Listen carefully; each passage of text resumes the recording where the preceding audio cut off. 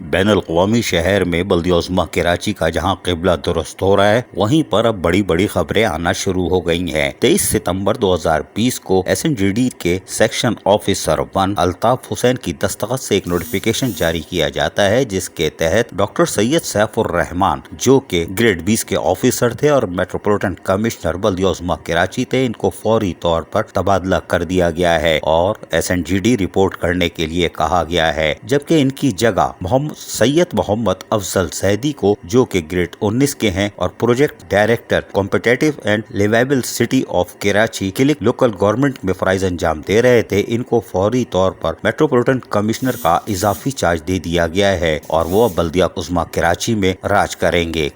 نہیں کریں گے ہمیں نہیں معلوم، لیکن فی الحال SNGD نے یہ تبادلہ کر دیا گیا ہے اور اس میں یہ ہمارے لیے حیران کن خبر نہیں ہے، لیکن یہ متوقع تھا، اس لیے کہ سابق میٹروپولیٹن کمشنر ڈاکٹر سید سیف الرحمان سابق میئر وسیم اختر کے دور میں بھی پراسرار طور پر خاموش رہتے تھے اور فائلوں کے انبار لگ گئے تھے اور وہ ساری مصروفیات کڈنی ہل میں تھی۔ اب یقیناً کڈنی ہل سے بھی ڈاکٹر سید سیف الرحمان روانہ ہو چکے ہوں گے، جو ہماری اطلاعات کے مطابق شام کو وہیں بیٹھے ہوئے تھے، اور لوکل گورنمنٹ سے آنے والے خط جس میں افسران کو متعلقہ محکموں میں واپس بھیجنے کی ہدایت کی گئی تھی، آج بھی اس پر کام نہیں ہوا تھا، لیکن سید محمد افضل زیدی نے آتے ہی جب چارج سنبھالیں گے کل صبح تو ان کا پہلا letter secretary local government board کا منتظر ہوگا، اور دیکھتے ہیں وہ HRM کو کیا ڈائریکٹیو دیتے ہیں اور 25 ستمبر کو بلدیہ عظمی کراچی کے کون سے افسران واپس جاتے ہیں۔ لیکن سید محمد افضل زیدی اب میٹروپولیٹن کمشنر بلدیہ عظمی کراچی کا اضافی چارج لے کے فرائض انجام دیں گے۔ عزیز عارف KBS بلدیاتی نیوز کراچی۔